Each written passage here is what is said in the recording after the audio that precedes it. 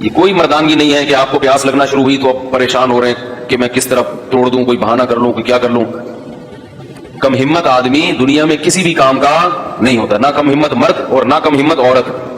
بعض خواتین پریشان ہوتی, بہت سخت روزہ لگ رہا ہے, بڑی مشکل, کل نہیں رکھیں گے, آج کیا کریں, سارا دن کیسے گزاریں. یاد رکھو اپنے ضمیر کو مردہ کر کے زندگی گزارنے والا آدمی کبھی سکون میں نہیں ہوتا. غیرت پر اگر سودا کر لو نا, سمجھوتا کر لو, وقتی مزہ بہت ہے, مگر اللہ زندگی کا حقیقی سکون چھین لیتے ہیں. جب اللہ نے کہہ دیا فمن شہید منکم الشہر فلیصم, جب رمضان کا مہینہ آئے گا تو تمہیں روزہ رکھنا پڑے گا. جب کہہ دیا تو پیاس زیادہ لگ رہی ہے, کم لگ رہی ہے, بوریت ہو رہی ہے, مزہ آ رہا ہے, نہیں آ رہا, آپ کو روزہ رکھنا پڑے گا. نہیں رکھو گے تو یاد رکھو یہ اسلام کا رکن ہے, جہنم کی آگ کے لیے تیار ہو جاؤ. پھر اس اللہ کو یہ حق حاصل ہے کہ جو پورے سال کھلاتا پلاتا ہے, رزق دیتا ہے, وہ ایک مہینہ اپنے بندوں سے مطالبہ کر سکتا ہے کہ میری خاطر دن میں کھانا پینا چھوڑ دو. روزے تو اصل نام ہی مشقت اور محنت کا ہے. لوگ کہتے ہیں سردی میں رکھ لیں گے. بھائی اللہ تعالیٰ نے گرمیوں میں کیوں رکھ دیے پھر روزے؟ یہ اسلامی جو سال ہے نا, ان میں ایک بڑی حکمت کیا ہے کہ یہ سردی سے گرمی اور گرمی سے سردی کی طرف یہ مہینے کھسکتے رہتے ہیں, تاکہ ایک شخص کی زندگی میں نہ تو ہمیشہ گرمیوں کے روزے آئیں اور نہ ہمیشہ سردیوں کے. یہ بڑی حکمت ہے اس میں. اللہ چاہتے تو انگریزی حساب سے بھی روزے فرض کر سکتے تھے نا. بھائی اللہ میاں چاہتے تو کہتے جون کے روزے رکھا کرو, تو پاکستان والوں کا بیڑا غرق ہو جاتا, اور آسٹریلیا والے وہ بالکل اپوزٹ موسم ہوتا ہے جون میں, وہ پورے زندگی مزے میں رہتے, اور ہم پوری زندگی گرمیوں کے روزے رکھتے.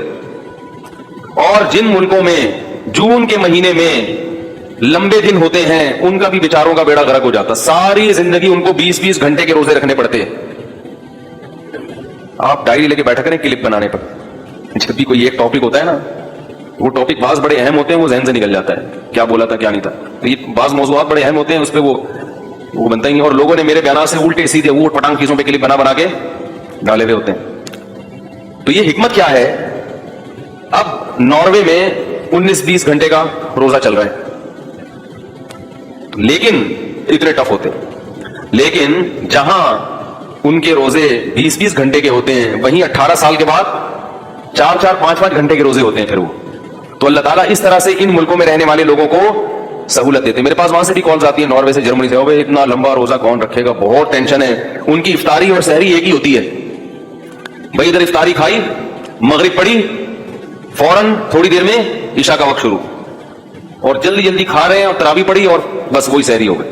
پھر اتنا لمبا روزہ, آسان تھوڑی ہے 20-20, 19-19 گھنٹے کے روزے رکھنا, لیکن رکھتے ہیں. اور آج سے نہیں رکھ رہے, مسلمان صدیوں سے ان ملکوں میں روزے رکھتے آ رہے ہیں. لیکن اللہ ان کو سہولت کیا دے دیتے ہیں کہ اسلامی مہینے کھسکتے ہیں, ٹھیک ہے نا, کھسک کے آہستہ آہستہ کہاں چلے جاتے ہیں. اب یہ گرمیوں کا روزہ ہے تو اللہ کے بندو یہ ہمیشہ نہیں رہے گا. ایک تو روزے ہمیشہ نہیں ہوتے, اللہ نے جہاں یہ کہہ دیا نا کہ تم پر روزے فرض ہیں, وہاں تسلی دے دی ایام معدودات, ساری زندگی کی ٹینشن نہیں ہے, چند گنے چنے دن ہیں, 29 یا 30, بس. اس کے بعد پھر عید کے دن چھٹی, 11 مہینے پھر کھاؤ تسلی سے. تو اللہ خود تسلی دے رہا ہے کہ یہ مصیبت تمہارے اوپر ہمیشہ کے لیے نہیں ڈال دی میں نے, جس کو تم عذاب سمجھ رہے ہو. میں مانتا ہوں کہ گرمیوں کے روزے بڑے ٹف ہوتے ہیں, میں تو خود بھگت رہا ہوں. میرا جو شیڈول ہے رمضان میں بہت سخت ہے. تو مجھے آج صبح 9 بجے سے, صبح فجر کے بعد میں بیٹھا ہوا تھا, پیاس لگنا شروع. میں نے کہا لے بھائی ابھی سے شروع, سارا دن کیسے گزرے گا, بس گزر گیا, بچ گئے, زندہ ہیں آپ. پھر جب آدمی پیتا ہے افطاری میں تسلی سے پانی, اس کا اپنا مزہ ہے, رگیں تر ہو جاتی ہیں, کتنا مزہ آتا ہے. تو کسی بھی طریقے سے میرے بھائی بھوکا پیاسا رہ کے اپنا ٹائم گزار لو. کھانے پینے کی اجازت نہیں ہے, صرف 2 لوگوں کو, مسافر کو اور بیمار کو. اس کے علاوہ نہ پریگنینسی میں اللہ نے عورت کو اجازت دی روزہ چھوڑنے کی, اگر بیمار ہو رہی ہے روزہ رکھنے سے پھر ایک الگ بات ہے. نہ فیڈ کرانے والی کو اللہ نے روزہ چھوڑنے کی اجازت دی, فیڈ کرانے سے بیمار ہو رہی ہے, یہ بچہ بیمار ہو جائے گا, دودھ ہی نہیں آ رہا, وہ ایک الگ بات ہے, پھر چھوڑو. باقی کسی کو بھی گرمی کی شدت ہو, ٹینشن ہو, پریشانی ہو, نہ روزہ آپ, کیونکہ اسلام کا رکن ہے, اس کے بغیر اسلام کی عمارت قائم نہیں ہو سکتی. دیکھو اسلام کے کتنے ارکان ہیں. مجھے ایک صاحب کی بات بڑی پیاری لگی, ایک تو بڑے لبرل سے تھے, کہتے ہیں یار میں دین پہ اتنا نہیں چلتا, لیکن میں سوچتا ہوں اسلام کے 5 ارکان کو تو پورا کر کے جاؤں میں دنیا سے. اسلام کے 5 ارکان تو پورے کروں, عمارت تو قائم ہو, قیامت کے دن پتہ تو چلے گی یہ مسلمانوں کا بچہ تھا. یہ ارکان کا کیا مطلب ہوتا ہے؟ اس کے بغیر آپ مسلمانوں کی فہرست میں شامل ہو ہی نہیں سکتے. بھائی رکن کے بغیر کمیٹی کا تصور ہے؟ ارکان غائب میں کسی کمیٹی کی ہے تو کمیٹی تو ہے ہی نہیں. نماز کے ارکان ہوتے ہیں قیام رکوع سجود, ان میں سے ایک بھی رکن فوت ہو جائے تو نماز نہیں رہتی. تو اسلام کے 5 بیسک احکام ہیں جو یہ وہ ارکان ہیں کہ جو مسلم کو غیر مسلم سے ممتاز کرتے ہیں. بھائی مسلم میں اور غیر مسلم میں کیا فرق ہے بتاؤ؟ مسلمانوں کی غیر مسلم کی 2 آنکھیں ہوتی ہیں تو مسلمانوں کی کتنی ہوتی ہیں؟ 4 آنکھیں ہوتی ہیں کیا؟ بولو نا بھائی. اس سے پتہ چلے گا کہ یہ مسلم ہے. وہ بھی 2. کتنی ناک ہوتی ہے ہندوؤں کی؟ 1. تو مسلمانوں کی کتنی ناک ہے؟ ہندو کے کتنے کان ہوتے ہیں؟ ہمارے بھی کتنے ہیں؟ ان چیزوں تھوڑی پتہ چلتا ہے کہ مسلمان ہندو کا. بنیادی چیز کیا ہے کہ مسلمان جب فجر کی اذان آتی ہے یا علی الصلاۃ تو بستر چھوڑ دیتا ہے, اور ہندو اور عیسائی پڑا ہوا سوتا رہتا ہے. وہ وضو کر کے سجدہ کرتا ہے اللہ کے سامنے, عصر میں بھی, مغرب میں بھی, عشاء میں بھی. اس سے پتہ چلتا ہے کہ یہ کیا ہے؟ مسلم ہے.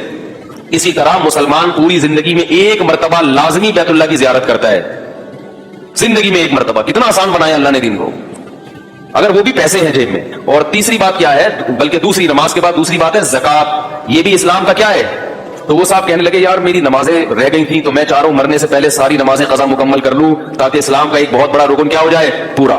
دوسرا رکن ہے زکات. تو وہ بہت آسان ہے, سال میں 1 مرتبہ 2.5%, 1 لاکھ پہ 2,500 روپے وہ سال میں 1 دفعہ دینا ہوتا ہے. وہ بھی آسان ہے, کوئی مشکل نہیں ہے. تیسرا ہے حج. حج کی زندگی میں, اور وہ بھی ہر ایک پر نہیں ہے جس کے پاس کھلا پیسہ ہو جا سکتا ہے. زکات بھی ہر ایک پر نہیں ہے. تو صرف نماز ہر ایک پر ہے اور روزہ ہر ایک.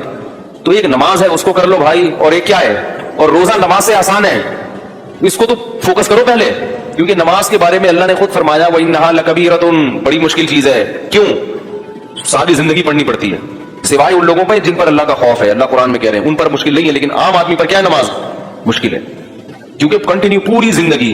روزے اتنے مشکل نہیں ہیں جتنے نظر آتے ہیں, اس لیے کہ اللہ نے فرمایا ایام معدودات, پوری زندگی تھوڑی کہہ رہے ہیں کہ رکھتے رہو بھائی, 29 دن رکھ لو, اور اس میں بھی تمہاری زندگی میں 2 دفعہ گرمیوں میں آئیں گے, وہ ٹینشن والے ہوں گے, اور زندگی میں 2 دفعہ سردیوں میں آئیں گے, وہ تو بہت حلوے کی طرح آسان ہوں گے. دسمبر کے روزے بھی ہم نے رکھے ہیں, پتہ ہی نہیں چلتا تھا.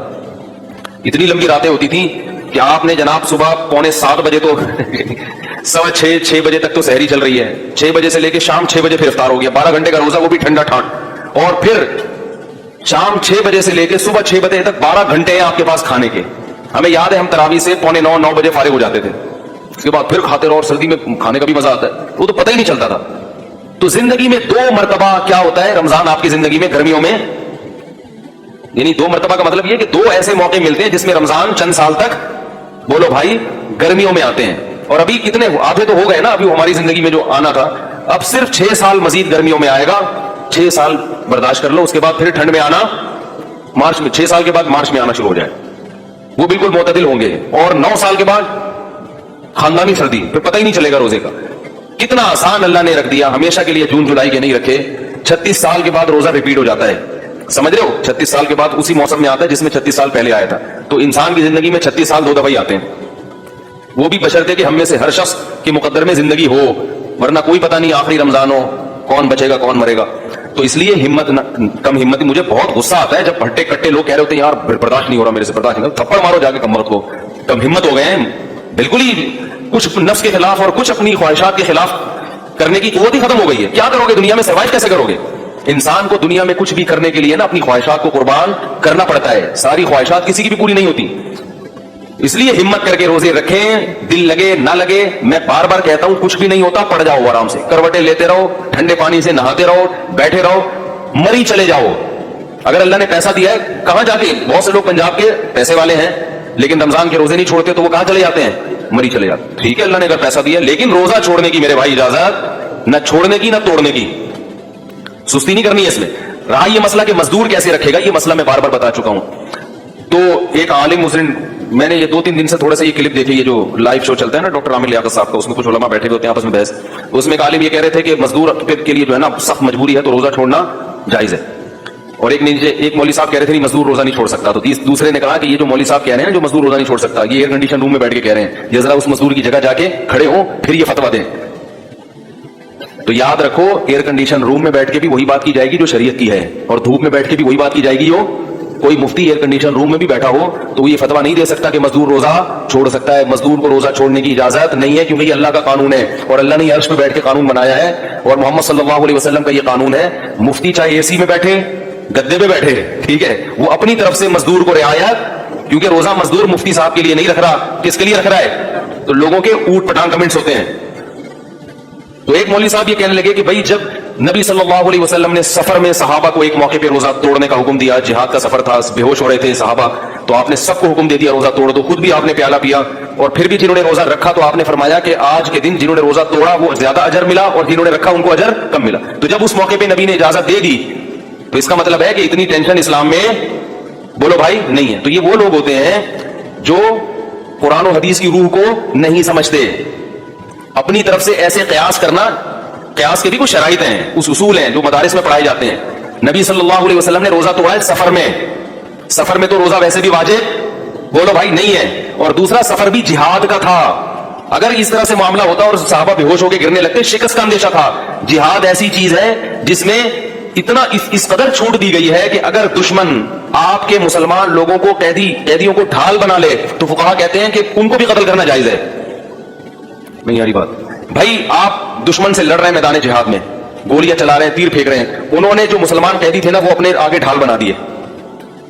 کیا کر دیے؟ ڈھال بنا. اب آپ ان کو کیسے مارو گے؟ لیکن نہیں مارو گے تو فتح کس کی ہو جائے گی؟ ان کی. اس لیے فقہا نے دیا کہ مار دو. فقہا نے کیا کیا کہ کیا فتویٰ دیا؟ مار دو. نیت یہ کرو کہ میں اس دشمن کو مار رہا ہوں لیکن مجبوراً مسلمان ڈیلیٹ ہو رہا ہے تو رک تھوڑی سکتے ہیں, کیونکہ میدان جنگ میں اگر شکست ہو گئی پھر جو آپ کو وہ گاجر مولی کی طرح کاٹے گا اور آپ کی اس عورتوں کی عزتوں سے کھیلے گا, وہ نقصان بولو بھائی بہت بڑا ہے, بہت بڑا نقصان ہے. تو جہادی سفر کو عام سفر پہ بھی قیاس نہیں کیا جا سکتا, اور حالت حضر کو سفر پہ تو بالکل بھی قیاس نہیں کیا جا سکتا. تو اللہ تعالیٰ نے جو قرآن اور سنت کی روشنی میں جو صحیح بات ہے جو فقہا بیان کرتے ہیں, اس لیے میں کہتا ہوں قرآن و حدیث کو حقیقی معنوں میں فقہا نے سمجھا ہے. آپ کی اپنی رائے کا اعتبار, ہر آدمی قرآن و حدیث کا لیبل تو لگا رہا ہے, مگر ضروری نہیں کہ وہ عوام کے پاس علم نہیں ہے, وہ دو چار روایتوں اور دو چار واقعات کو دیکھ کے متاثر ہو جاتے ہیں کہ مزدور چاہے کتنی سخت ٹینشن میں ہو اس کو روزہ چھوڑنے کی اجازت بولو بھائی نہیں ہے.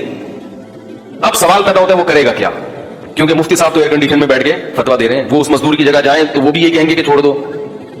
ناممکن ہے نا اس کے لیے تو رکھنا, اتنی گرمی میں جو کدال چلا رہا ہے وہ تو 1 گھنٹے میں بے ہوش ہو جائے گا. اس کا مسئلہ یہ ہے کہ پہلے تو وہ یہ کوشش کرے کہ دن کے وقت میں ایسا محنت مزدوری والا کام نہ کرے. رات کو میں نے دیکھا ہے بہت سے پٹھان مزدوروں کو روزے نہیں چھوڑتے. پٹھان مزدور ایک بڑی پیاری بات ہے ان لوگوں میں, نہ نماز چھوڑیں گے نہ روزہ چھوڑیں گے. اس لیے میں تلاش کرتا ہوں پٹھان مزدور زکات دینے کے لیے رمضان میں تلاش کرتا ہوں, اور حرام خور جو روزہ خور مزدور ہوتے ہیں نا ان کو نہیں دیا کرو کم وقتوں کو. اور یاد رکھو رمضان میں یہ نہیں کہہ رہا صرف پٹھان رکھتے ہیں باقی سارے مسلمان نہیں, باقی بھی رکھتے ہیں, لیکن پٹھانوں میں دیکھا سب رکھتے ہیں, باقی بھی رکھتے ہیں, لیکن پٹھانوں میں 100% رکھتے ہیں, باقیوں میں 100% نہیں رکھتے. تو ایک بات یہاں یہ بھی مسئلے کی آ گئی کہ یہ بات خوب سمجھ لو کہ جو مزدور آپ کے گھر میں کام کر رہا ہے اور روزہ نہیں رکھ رہا, اس کو کھانا کھلانا پانی پلانا آپ کے لیے جائز بولو نا یار نہیں ہے. لوگ کھانے بنا کے دے رہے ہوتے ہیں اس کو, یہ اللہ کی کھلی نافرمانی ہے, اسلام کا رکن ہے. آپ گناہ میں کسی کے ساتھ شرکت, سے بولو روزہ رکھو, نہیں رکھنے تو جاؤ اپنے خرچے پہ جا کے کھاؤ. اگر بیمار ہے پھر ایک الگ بات ہے, بیمار ہے تو کھلا سکتے ہیں, وہ تو ویسے بھی کسی کو بھی کھلا سکتے ہیں. بیمار نہیں ہے اس کو بولو آپ کو روزہ رکھنے چھوڑنے کی اجازت نہیں تھی, لیکن لوگ کیا کر رہے تھے, ہمارا مزدور ہے کھلاؤ پلاؤ چائے بھی پلاؤ تاکہ دل جمی کے ساتھ کام کر سکے. بلکہ بعض فیکٹریوں میں تو نالائق لوگ چاہتے ہیں کہ مزدور روزہ نہ رکھیں. تو یہ سب اللہ کے غضب کو دعوت دینے والی باتیں ہیں. اس کائنات کا حقیقی خالق اللہ ہے. ہاں میں یہ کر رہا تھا کہ مزدور کرے گا کیا, تو مزدور یہ کرے گا یا تو رات کے وقت, اور اگر یہ ممکن نہیں ہے تو چھٹیاں لے لے رمضان میں. یہ بھی ممکن نہیں ہے کہ چھٹیاں لے کے دہاڑی نہیں بنے گی, گھر میں کھانے کے لالے پڑ جائیں گے, تو پھر وہ روزہ رکھے گا. اور اگر ایسی کنڈیشن اس کی روزے کے دوران ہوتی ہے کہ بے ہوش ہونے لگتا ہے یا چکر آنے لگتے ہیں, بیمار ہونے لگتا ہے, تو پھر بیمار آدمی کو روزہ توڑنے کی بولو بھائی اجازت. اس لیے فقہا نے جو قرآن و سنت کو سمجھا ہے نا, یہ اپنی عقل نہیں استعمال کر رہے, یہ قرآن کہہ رہے روزانہ روزہ رکھے, روزانہ توڑ دے, گناہ نہیں ہے, چھوڑے گا تو گناہ ہوگا. اب لوگ کہتے ہیں کہ جب رکھ کے توڑنا ہی ہے تو رکھنے کی کیا ضرورت, تو پھر یہ آپ کی اپنی عقل ہے جو قرآن و سنت کے خلاف. کیونکہ قرآن کیا کہہ رہا ہے کہ مریض اور مسافر چھوڑ سکتا ہے, اس کے علاوہ نہیں. رکھے گا, جب یہ کنڈیشن بن گئی تو توڑ دے گا, بلکہ وہ خود نہیں توڑ رہا تو آپ توڑوائیں اس سے زبردستی. نہیں آئی بات, بے شک روزانہ توڑ دے, کوئی حرج نہیں ہے, کیونکہ اس میں یہاں بھی اللہ کے حکم کو فالو کر رہا ہے, اور توڑنے میں بھی کس کے حکم کو, کیونکہ بیمار آدمی ہو اور جان پہ بن جائے تو صرف توڑنا جائز نہیں ہے بلکہ توڑنا واجب ہے, کیونکہ جان بچانا پہلے فرض ہے. تو ہم نہیں کہہ رہے کہ وہ مر جائے اور شام کو اس کی لاش اٹھے, یہ نہیں کہہ رہے ہم یہ کہہ رہے ہیں کہ رکھے گا روز, کوشش کرے گا حتی الامکان اتنی محنت نہ کرے کہ شام تک نہ چل سکے. لیکن اگر ایسی کنڈیشن بن گئی تو پھر کیا حکم ہے, توڑ دے روزہ. اور یہ والا روزہ پھر سردیوں میں कजा कर ले, रोज रखेगा चाहे रोज तोड़ना पड़ जाए। ये फतवा है कुरान और सुन्नत के ऐन मुताबिक। समझ रहे हो कि नहीं समझ रहे? छोड़ने की जात नहीं है। हाँ, और ये भी याद रखो कि बहुत से बीमार ना खाम खामे फंटर बनने की कोशिश भी करते हैं। अभी हमारे एक दोस्त हैं यहीं बैठे हुए थे, टाइफाइड हुआ हुआ उनको। टाइफाइड के बाद अभी उठे, हाथ कांप रहे हैं, कमजोरी बहुत ज्यादा, और रोजे रख रहे हैं। मैंने कहा आप नहीं रखो रोजे, आप अपनी कंडीशन देखो यार। अभी टाइफाइड का हमला हुआ है आपके ऊपर, बीमारी से उठे हो, दोबारा हमला ना हो जाए। कमजोरी में तो दोबारा बीमारी, कांप रहे हैं आप। लेकिन माशाल्लाह कह रहे फिर पता ही नहीं चलेगा रमजान का भी, इसी दफा पता चलेगा, अगली दफा बस इसी दफा 2-4 दिन पता चलेगा, अगली दफा का फिर चांस। हम चाहते हैं कि 25-30 साल और पता चलता रहे रमजान। तो बीमारी में अगर बीमारी बढ़ने का अंदेशा है तो फिर रोजा छोड़ देना अफजल है, क्योंकि अल्लाह की गुंजाइशों से फायदा उठाओ। अल्लाह के सामने भिखारी बन के रहे, अल्लाह तूने मुझे एक तोहफा दिया मैं उसे लूं, अल्लाह के सामने फंटरगिरी नहीं करो कि आपको एक गिफ्ट दे रहा, आप कह रहे हैं मुझे जरूरत ही नहीं, मैं तो ऐसे चलाऊंगा टाइफाइड में। तो अगर ऐसी कंडीशन है तो फिर इंसान अल्लाह की रुखसत से फायदा उठा। लेकिन जहां अल्लाह ने रुखसत दी है, अल्लाह ने गर्मी की वजह से रुखसत नहीं दी, मजदूरी मेहनत की वजह से रुखसत नहीं दी है, वो तो रखना पड़ेगा। कितनी टेंशन, रोजा तो नाम ही टेंशन का है ना। रोजा नाम इसका है कि तड़पो प्यास में, भूख में तड़पो, टेंशन हो, इसी में सवाब है। सहाबा कराम इतने मजे से खुशी से रोजे रखते थे। हम तो सिर्फ रमजान के ना वो नफली रोजे गर्मियों में रखते थे। हजरत जाबिर रज़ी अल्लाह तआला अन्हु गालिबन जब इनकी मौत का वक्त आया, रो रहे थे। लोगों ने पूछा कि हम मौत के डर से रो रहे हैं? फरमाया नहीं, गर्मियों में जो अल्लाह के लिए रोजे रखता था और प्यास की शिद्दत से जो जबान खुश्क होती थी, उसमें जो मजा आता था, वो मजे अब खत्म हो रहे हैं। क्योंकि जिसको इश्क होता है ना अल्लाह से, उसको तो महबूब की याद में तड़पने में मजा आता है। मुतनब्बी ने क्या प्यारी बात की है, अदलुल अवादिल हौल क़ल्बि ताइही। मुझे याद दिलाना है, रोजे के कफारा भी बयान करूंगा। ये जो तोड़ देते हैं ना, इनको सजा किया है दुनिया में इसकी।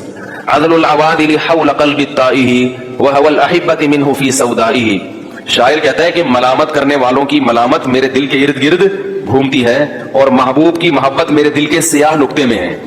तो जो मुझे महबूब के बारे में मलामत करता है, उस मलामत का मेरे दिल पे असर ही नहीं होता, क्योंकि वो दिल के अंदर मलामत घुसती नहीं है। मोहब्बत दिल के अंदर है और मलामत दिल के बाहर बाहर घूमती रहती है।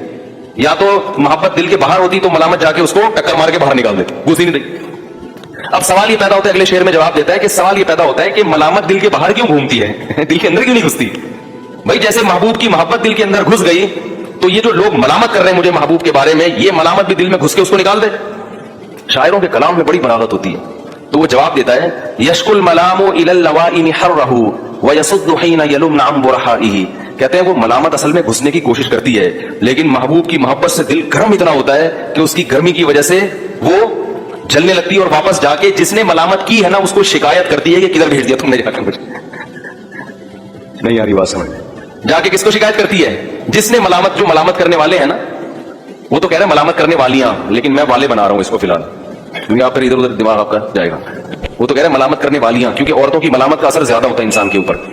कहते हैं जो मलामत करने वालियां हैं ना, उनको जाके बताती है मलामत कि भाई भेजा तुमने गलत जगह पर है, उसका दिल बहुत ज्यादा गर्म है।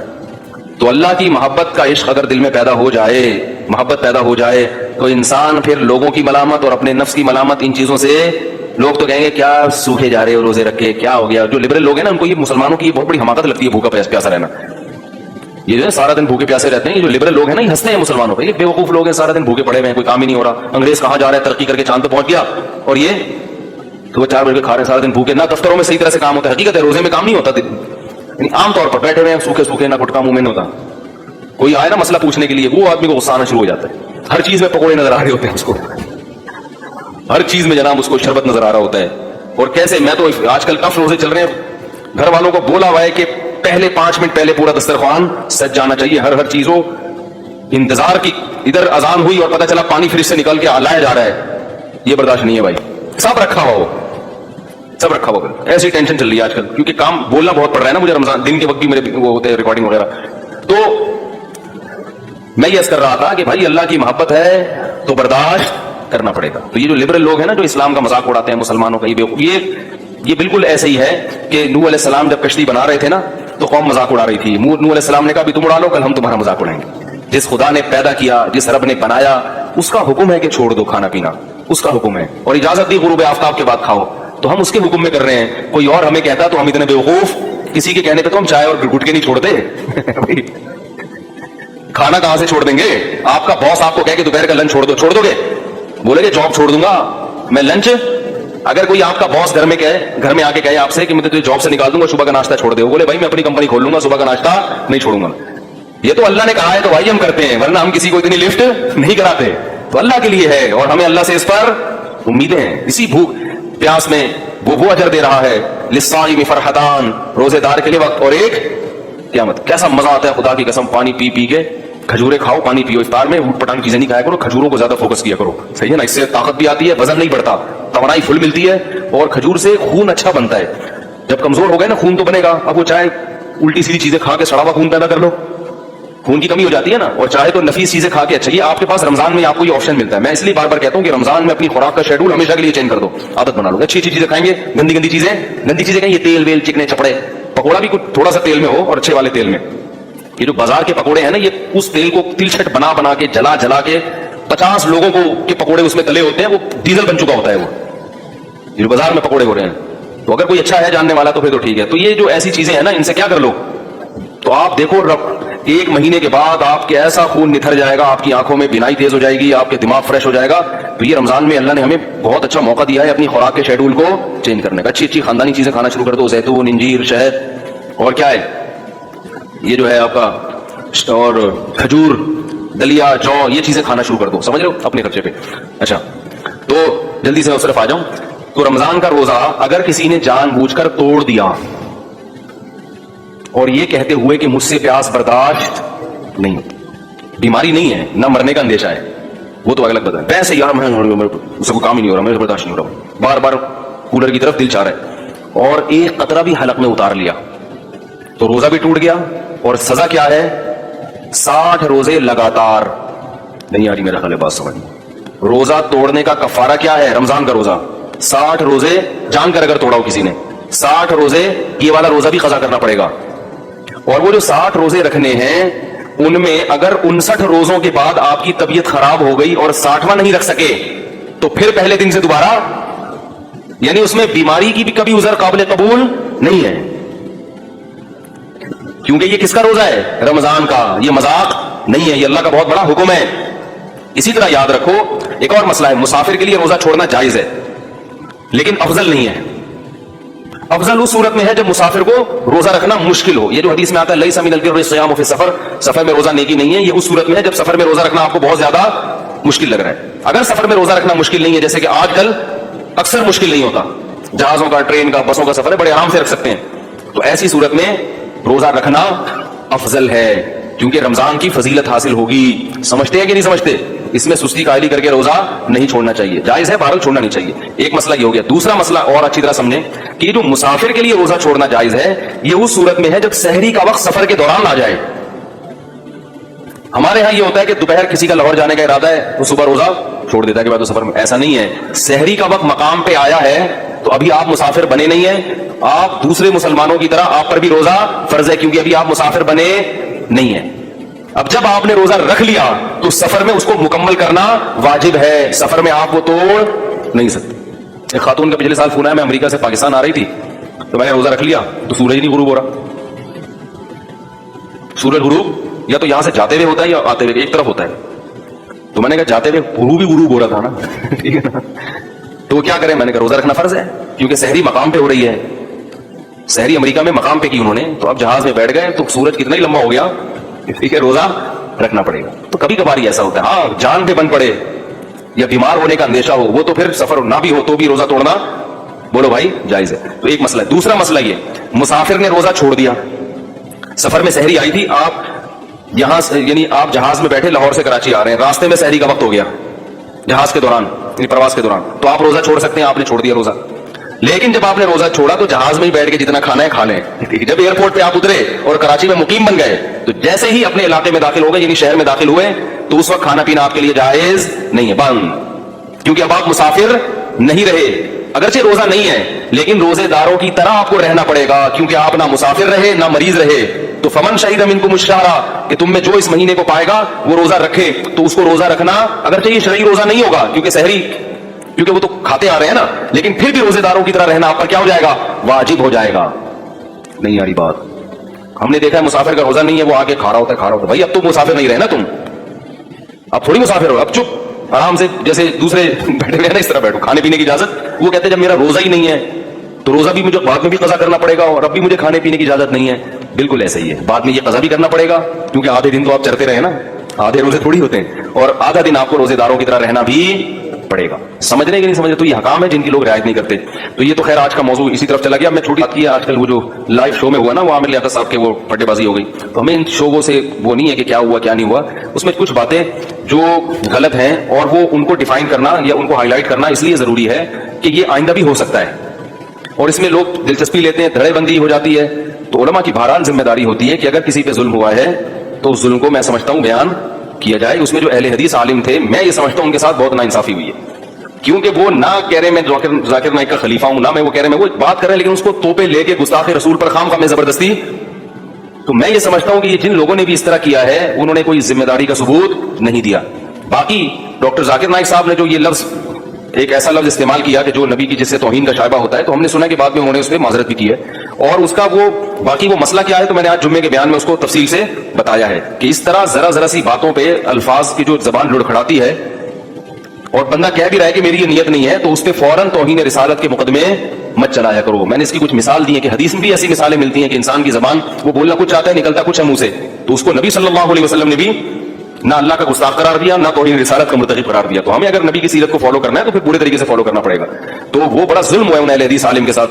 میں نے وہ کل کلپ دیکھا, مجھے لوگوں نے بھیجا, تو میں نے دیکھا وہ بہت زیادہ وہ خام ایسا نہ ہو کہ مجھے یہ ڈر ہے کہ وہ ایک جو ہے نا وہ ایک جلوس نکلنا نہ شروع ہو جائے کہ یہ اہل حدیث جو ہے وہ کیا ہوتے ہیں, معاذ اللہ گستاخ رسول ہوتے ہیں. تو پھر یہ کیا ہوگا, اہل حدیث اور حنفیوں کا یا بریلویوں کا کیا ہو جائے گا, ٹکراؤ. تو ہمارا ملک ابھی اس قسم کے ٹکراؤ کا متحمل بولو بھائی نہیں ہے, پر ایک ملک میں بڑے پھٹے چل رہے ہیں. تو اس لیے جو بھی اس قسم کی چیزوں کو میں جذباتیت کا شکار ہوتے ہیں, سوشل میڈیا پہ ہمارا فرض ہے کہ ہم ان کی حوصلہ افزائی نہیں کریں, اور ان کو بتائیں جو بھی اللہ کے رسول کو ماننے والا ہے وہ کبھی بھی گستاخ رسول نہیں ہو سکتا. سب مسلمان اللہ اس کے رسول سے محبت کرتے ہیں. تعبیرات میں کبھی کبھار زبان کیا ہوتی ہے, تو اس لیے کہ اگر علماء رہنمائی نہ کریں, سوشل میڈیا پہ لوگوں کے پھر بڑے زہریلے کمنٹس ہیں, اس سے اور زیادہ نفرتیں پھیل رہی ہیں. ہر آدمی اپنے فرقے کو لے کے نا اب اس کو موقع مل گیا ہے. کوئی بھی ایسا جیسے کوئی کمزور پٹ رہا ہو نا, اب اس کمزور نے آپ کے پیسے بھی لیے ہوئے تھے, بلکہ ایک طاقتور پٹ رہا ہو فرض کریں, اس نے آپ کے بھی پیسے لیے ہوئے تھے, تو آپ اس کو مار سکتے نہیں تھے. اب کیا ہوا ہے کہ وہ لوگ اس کو کوٹ رہے ہیں, تو آپ بھی جا کے اس پہ چوری کا الزام لگا کے تھپڑ مار. مقصد چوری نہیں ہوتی, مقصد کہ اس نے جو ہے نا میرے پیسے دینے. ہم سرگودا میں تھے تو ایک چور پکڑا گیا, تو ایک صاحب نے اس کو 2-3 لوگوں نے نا اس کو درخت سے باندھ دیا. چور بڑا طاقتور تھا, اب لوگوں نے اس کو چانٹے مانٹے مارنا شروع کیے. تو میں چھوٹا بچہ تھا, تو میں نے دیکھا پورا محلہ آ کے اپنی چانٹوں کی ٹھڑک وہاں پوری کر رہے ہیں, کیونکہ بہت سے لوگوں کو نا پیٹنے کا شوق ہوتا ہے, لیکن ان میں اتنا دل ہوتا نہیں ہے کہ کسی بھی ہاتھ اٹھائیں. تو سب نے آگے بولا یہ بندہ ہوا ہے, ہاتھ بھی بندے ہوئے, چوری کی ہے, پٹاخ. دوسرا آ رہا ہے, وہ بھی پٹاخ, لاتے گھوسے. تو صاف پتہ چل رہا تھا کہ ان کو چوری سے, کیونکہ ان کی چوری تھوڑی کی ہے اس نے, ان کو نہ چوری سے نفرت ہے نہ کوئی چور سے نفرت ہے, بس یہ بھی چاہتے ہیں کہ انگلی کٹا کے ہمارا بھی نام کس میں, شہیدوں میں آئے. تو بھی وہ بیچارے اہل حدیث عالم سے گڑبڑ ہوئی. تو ہر آدمی جو ہے نا رسول اللہ صلی اللہ علیہ وسلم سے عشق کا دعویٰ کر کے ایک بچھاڑ کر رہا ہے. اس سے خطرہ یہ ہے کہ مسلکی اختلاف کہیں بہت زیادہ بڑھ نہ جائے, جس کے مسلمان ابھی تحمل نہیں کر سکتے. جو بھی حق بات ہے اس کو بیان کرنا چاہیے, اور اس طریقے سے اس پہ کمنٹس کریں کہ ایک دوسرے کے جذبات, یہ ایسا نہیں ہے جیسا ہم سمجھ رہے ہیں. مسلمان سب اللہ اس کے رسول کے چاہنے والے ہی ہوتے ہیں. تعبیر میں بیچاروں سے کبھی غلطی سے جنید جمشید بیچارے سے ہو گئی تھی. تو یہ بڑا حساس ٹاپک ہے. اللہ تعالیٰ اس امت کو, ابھی وہ سنا کہ اعلان کیا کہ وہ کسی اہل حدیث کو لے گا ہی نہیں چینل میں. عامر لیاقت صاحب نے کوئی اعلان کیا, اس سے اور پھر خوارج بڑھے گی. جب باقی آ رہے ہیں تو یہ کیوں نہیں آ رہے, شیعہ آ رہے ہیں, بریلوی آ رہے ہیں, دیوبندی آ رہے ہیں, تو وہ کیوں نہیں آ رہے. تو اس سے یعنی یہ ایسا, یا تو یہ کسی کی سازش ہے علماء کو آپس میں لڑانے کے لیے, اور اگر سازش نہیں بھی ہے تو بہرحال اس حرکت سے کون خوش ہو رہا ہے, شیطان. اور نقصان کس کا ہو رہا ہے. میں پہلے ہی اس کا قائل نہیں تھا کہ اس طرح علماء کو بٹھا کے نا مرغوں کی طرح لڑایا جائے آپس میں. یہ فروعی مسائل مدرسوں میں ہونے چاہیے, اور اگر بحث ہو بھی رہی ہے تو ایک دوسرے کے احترام کے ساتھ تمیز کے دائرے میں ہونی چاہیے. اللہ تعالیٰ سمجھنے کے عمل کی توفیق عطا فرمائے.